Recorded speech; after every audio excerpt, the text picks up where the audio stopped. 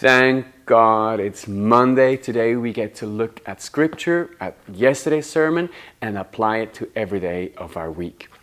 Here's what Jane preached yesterday. She preached about the life of Eve and how she was the first one to, experience temptation, fall into it, but also then experience the redemption of the grace of God. And that was so good. Let me highlight one thing today, which I think is very applicable.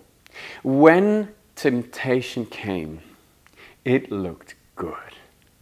In verse 6 of Genesis 3, it says, "So when the woman saw that the tree was good for food, and that it was a delight to the eyes, and that the tree was to be desired and to make one wise, she took of its fruit and ate, and also gave some to her husband who was with her, and he ate." So, right, little side point here. Why did Adam not protect her? Could he not have done something, right? It's not just Eve's fault, so to say, right? Secondly, as I said, it looked really good. It looked tasty. It looked practical. It looked empowering. All of that stuff. And let's just get practical a little bit. In today's society, if it feels good, it has to be good, right? Because if it feels good to me, then and I'm not damaging anybody. I mean, have we thought about God in that equation? Because one thing that disappears in that moment is the question of God. The only focus is actually the tree, and the only focus is that what could this thing do to me, right? That's what Eve is thinking about.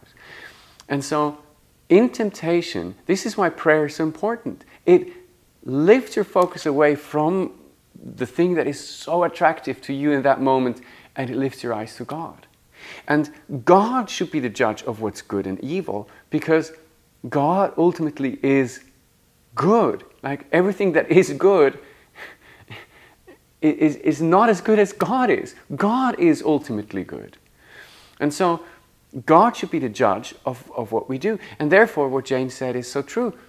If he says no, it's because he wants good for us, not because he wants to be a killjoy. Sin, temptation, that's exactly the point. It looks good to us in the moment. Now, did Eve die that day? No, she did not die. But ultimately, whole creation received a death blow on that day. What's the antithesis? I'll just, from my own reading, from the business group that we were reading, Proverbs, and Proverbs 3:5, it says, "Trust in the Lord with all your heart, and do not lean on your own understanding."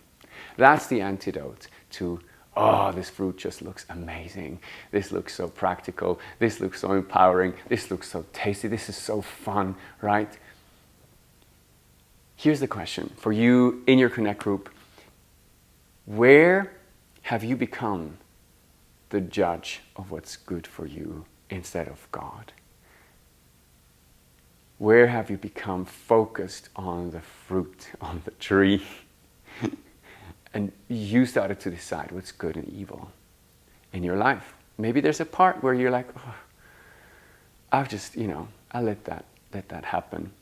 Now, this is going to cost you a little bit because it's always with shame, right? There's always a little bit of shame. But just in this safe place that your Connect group should be in, and is, I know that it is, create a room where maybe two and two together or so, just talk to each other and go like, look, this is the fig leaf that I'm putting on, and this is my thing that I need to confess. It's so healing to your bones. It will transform you, because it did with Eve ultimately. She came to God, she confessed everything, and God made a way forward. That's what God does. And so, where have you become your own judge of good and evil? That's a good question. Don't crucify yourself over it. Jesus already has been. But it's good to realize where humanity has stricken or striked, whatever the term is, and then turn around from it. God bless you. Have a wonderful week.